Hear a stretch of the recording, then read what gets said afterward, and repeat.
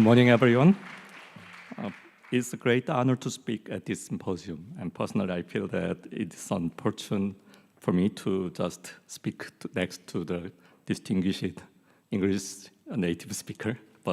And I also have a pressure from the chair to shorten my talk due to the delay, but I will do my best. Today, I will address antimicrobial resistance as a global threat with a particular focus on the Korean perspective. I will begin by asking a question about the leading cause of death from infectious disease worldwide in 2019, just prior to the COVID-19 pandemic. Malaria and HIV/AIDS ranked 5th and 4th, respectively, followed by viral hepatitis in the 3rd place. Infections by multidrug-resistant organisms was second leading cause, with tuberculosis taking the top spot. I think that a significant portion of these tuberculosis cases also involved multidrug resistance. As you know, we've experienced the devastating COVID-19 pandemic with more than 7 million cumulative death toll worldwide. However, while the world's attention was fixed on COVID-19, antimicrobial resistance was emerging as an even greater threat. Unlike the pandemic, AMR will persist and continue to worsen unless decisive action is taken. In 2019 alone, antimicrobial resistance, AMR, was directly responsible for 1.27 million deaths and associated with nearly 5 million. Importantly, this burden is not limited to lower and middle-income countries. In fact, in high-income Asia-Pacific, including Korea, the impact of AMR is already substantial and continues to grow. By 2050, AMR is expected to be associated with more than 8 billion deaths each year, with nearly 2 million directly attributable to resistance itself. The burden will be especially severe among older adults who are more vulnerable to resistant infections. This trajectory underscores the urgency for immediate and coordinated action. This map shows that by 2050, Korea is projected to face a substantial higher AMR attributable death rate than in 2021. During COVID-19, antibiotics were often prescribed despite the viral nature of the disease. We analyzed antimicrobial prescriptions for COVID-19 patients nationwide using Korean Health Insurance Review and Assessment Database during the early period of the pandemic. We found that almost 80% of severe to critical COVID-19 patients received antibiotic therapy for this viral illness, with anti-MRSA or anti-Pseudomonal coverage in half of patients. According to the US CDC's 2024 report, resistance worsened after the pandemic in major NDL organisms, such as carbapenem-resistant Enterobacter, Acinetobacter, and Pseudomonas, though MRSA did not show the same trend. This slide shows why AMR is called both the silent and slow pandemic. By 2050, it could cause more than 10 million deaths each year, surpassing current deaths caused by heart disease and cancer. Bacteria resist antibiotics through multiple mechanisms, making treatment increasingly difficult. The pathogens we worry about the most are often referred to as the escape organisms: Infectious, S. aureus, Klebsiella pneumoniae, Acinetobacter baumannii, Pseudomonas aeruginosa, and Enterobacter species. They are called escape because they literally escape the effect of many antibiotics, and together they represent the leading cause of hospital-acquired multidrug resistance infections. In Korea, several MDR organisms have been designated as notifiable infectious diseases. These include VRSA, VRE, MRSA, MRPA, MRAB, and CRE.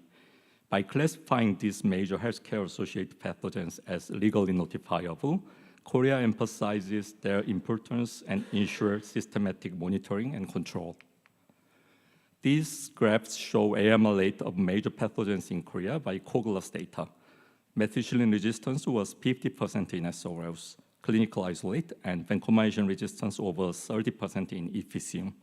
Third generation cephalosporin resistance in E. coli and Klebsiella pneumoniae was 30 to 40%, and carbapenem resistance of Acinetobacter remains very high, more than 90%.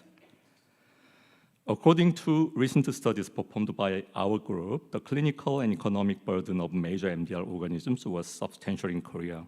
Patients with MDR pathogens typically face prolonged hospitalization, higher medical costs, and increased mortality compared with non-resistant infections. AMR is not only a national level problem, but also a global threat. Therefore, international collaboration to deal with AMR is very important. The United Nations has highlighted this issue in the high-level meeting in 2016, and individual governments, including the US, France, and Korea, have developed national action plan with detailed schedule according to the timelines. Key elements include surveillance, infection control, antimicrobial stewardship, and public awareness campaign, etc. The One Health approach emphasizes the interconnectedness of human, animal, and environmental health. In Korea, we have data on both human and animal antibiotic use. Human consumption in Korea remains higher than the OECD average, while data on non-human use are available but still less certain. This slide illustrates how resistant bacteria can cross boundaries between humans, animals, and ecosystems in the One Health concept. Resistance spread not only in hospitals, but also the community, food, water, and the environment. This highlights the need for integrated AMR surveillance and containment across all sectors.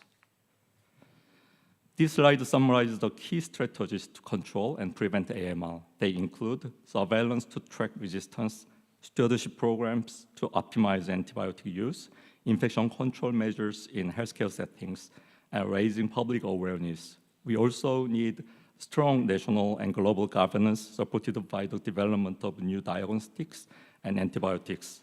Together, these strategies form a comprehensive framework for combating AMR. Unfortunately, public awareness of AMR remains limited in Korea. Many people still expect antibiotics for viral infections such as cold or flu.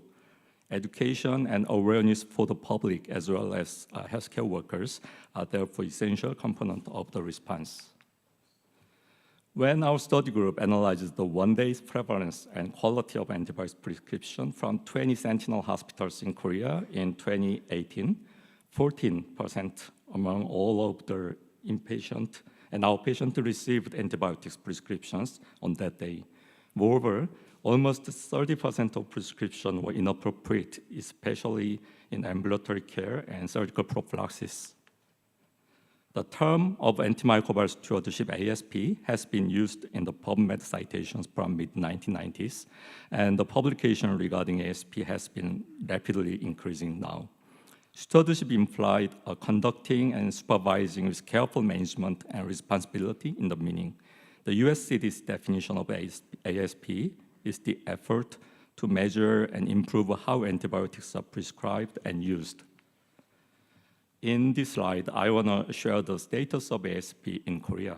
Korea is still a resource-limited country in terms of ASP, so our study group performed a nationwide survey from 84 hospitals in 2018, and there were only 6% of hospitals with full-time workers for ASP, and very low proportions of hospitals who were implementing qualified ASP interventions. Our hospital is a 1,235-bed tertiary care hospital, and we have developed an infectious disease physician-centered antimicrobial stewardship team with a full-time pharmacist to support more than 10 years. We screen antimicrobial use in daily meetings and perform necessary interventions. We developed a healthcare information system to facilitate the ASP activities. The pharmacist can screen all the patients having antibiotic treatment with their major laboratory data and culture results and history of antibiotic use and previous ASP interventions using this program. In the several slides, I will show some examples of ASPs developed in our hospital. We implemented several pharmacist-based interventions. This is the intervention of recommending cessation of unnecessary double anti-anaerobic coverage. After this intervention, unnecessary antibiotic use decreased significantly. Moreover, the consequences of the intervention has continued for a long time due to its educational effect on physicians. This is the result of the intervention for IV fluoroquinolones to oral conversion. The overall adherence was 80%, and the duration of antibiotic administration, length of hospitalization, and medical cost was significantly improved in the adherent group. After implementation of intervention for long duration of antibiotic therapy more than 2 weeks, length of therapy was significantly decreased after the intervention. Here, we compare our hospital's antibiotic use with national averages. Following this ASP implementation, our usage rate, particularly for carbapenems, are lower than those of similar-sized hospital in Korea. We also observed the decreased resistance rate in several pathogens compared with national data. This provides clear evidence that ASPs has real impact on AMR.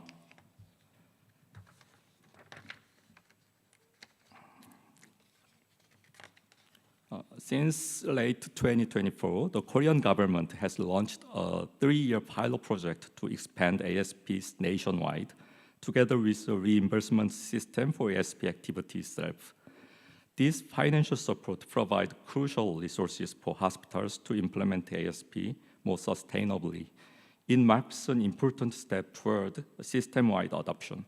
This slide summarizes the key component of the program. However, unfortunately, most of Asian countries are still resource limited in terms of ASP because of lack of data, lack of awareness, weak infrastructure, limited funding, and the prescribers' resistance to ASP. To effectively combat AMR, we needed to develop novel or rapid diagnostics, invest in antimicrobial R&D, expand stewardship programs, maintain the One Health framework, and strengthen infection control in the hospital. Through this combined effort, we can confront and ultimately overcome what has become one of the greatest threats to humanity, the silent pandemic of AMR. To summarize, AMR is a global health crisis. Overuse and misuse of antibiotics drive resistance. MDR organisms are a major threat in Korea and worldwide. But solutions exist: ASPs, One Health, and innovation. Korea's national plan and pilot project show progress. And finally, global collaboration is essential. As a Korean proverb says, a journey of 1,000 miles begins with a single step, and as an African proverb reminds us, if you want to go fast, go alone. If you want to go far, go together. With the spirit, although the road will be very long, we must work together and persist in the fight against AMR. Thank you for your listening.